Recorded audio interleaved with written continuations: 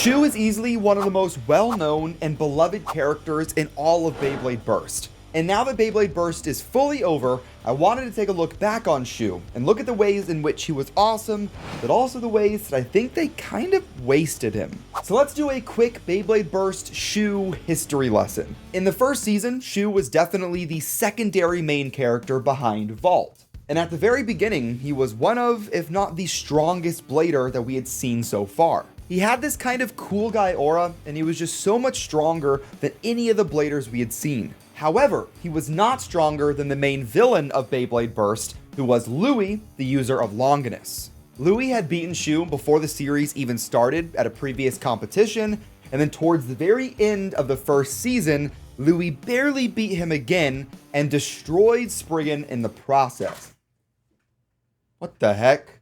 My cats are fighting. This loss was a major blow to Shu and was the catalyst for him becoming Red Eye and joining in on the Requiem project in Season 2. Season 2 of Beyblade Burst, otherwise known as Beyblade Burst Evolution or God, saw the introduction of Red Eye, who was a villain character that used Legend Spriggan, who looked pretty similar to Shu, but not really many people put that together. Somehow Vault had no idea until Red Eye was unmasked during a battle with Louis, in which Louis won.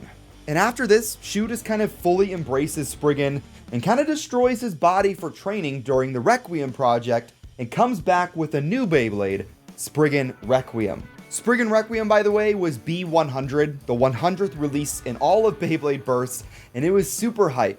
This video is sponsored by Mall of Toys. If you guys want to pick up any of the new series of Beyblade, Beyblade X, they are the best place to go. And they also have the September release, which is the Shark Edge random booster, up for pre-order as well, which I will be picking up. Shark Edge looks to be a beast. But go and check them out. Links are going to be in the description down below, and use code ilinnuc to get 5% off of your first purchase. In one of the final episodes of Evolution, Spriggan Requiem does destroy Louis and Nightmare Longinus.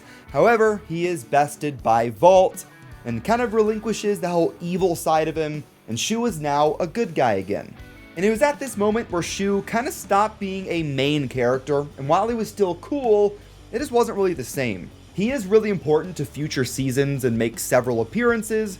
For example, in Beyblade Burst Cho-Z, which was Season 3, he comes back and has, Cho-Z Spriggan, and kind of points out how Iga is becoming kind of like him, embracing this dark resonance. In Season 4, or GT, he was the owner of the Raging Bulls team, and he didn't have a Beyblade at all. Yes, there was Lord Spriggan during GT, but Shu didn't use that in the anime at all. In Season 5, or Surge/Sparking, he kind of becomes a major character again. He is the mentor, or the previous mentor, to Lane, who was the villain for that season. Their relationship was pretty cool, but I do wish we saw more of it, and I just wish Sparking was longer in general. And then in Season 6, or Dynamite Battle/Quad Drive, he's barely there, and he actually loses his first battle with Astral Spriggan. And the same thing for the final season, which was Quad Strike, and he also only had his Bolt Spriggan upgrade for like one episode. Yeah, he only used his Bolt Spriggan upgrade one time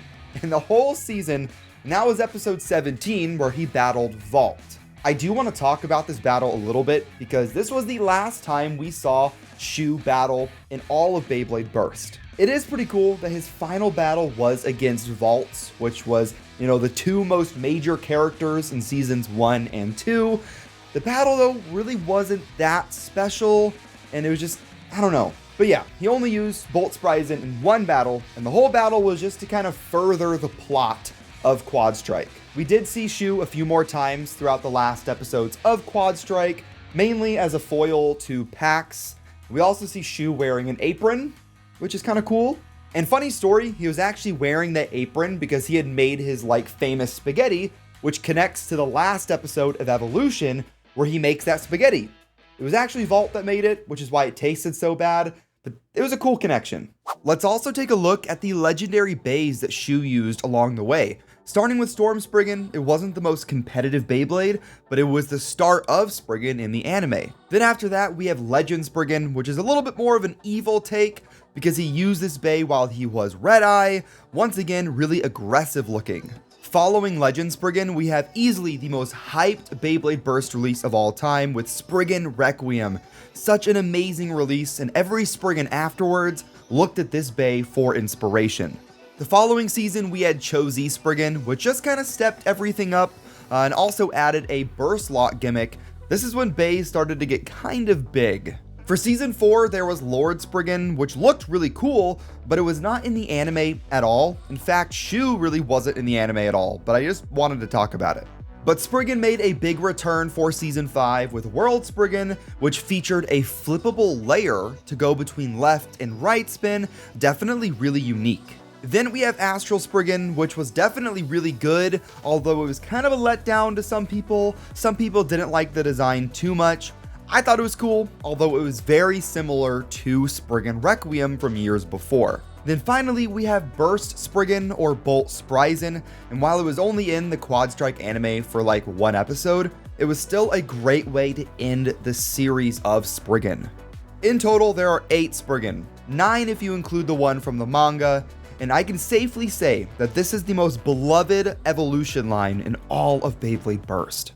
Overall, Shu was just one of my favorite characters in all of Beyblade Burst, going from someone who was strong, but not quite strong enough, and realizing he wasn't strong enough, and going through a whole arc where he tried to be as strong as possible, kind of gave up on his friends and all of his connections just to pursue that ultimate goal, before snapping out of it and then being a mentor and kind of stopping a lot of bladers along the way from doing that was just cool. What happened with Shu in seasons 1 and 2 was very influential to the rest of the series.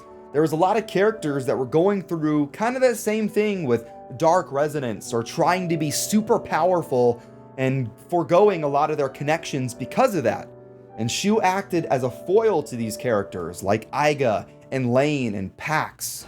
Shu had gone through what these characters were currently going through, so always connected back to those original seasons. And even though it's been like 6 years, the final battle between Vault and Shu in Beyblade Burst Evolution is still one of my favorite of all time. And while I wish the last few seasons of Beyblade Burst were written better and kind of included him more and in a better way, I still think that Shu's storylines were the best in all of Beyblade Burst. But that's gonna wrap up this video. I really wanted to talk about Shu because he was my favorite character, and now that Beyblade Burst is over, all of his storyline is over. But thank you guys for watching. Hit that like button, hit subscribe, and I will see you in the next one.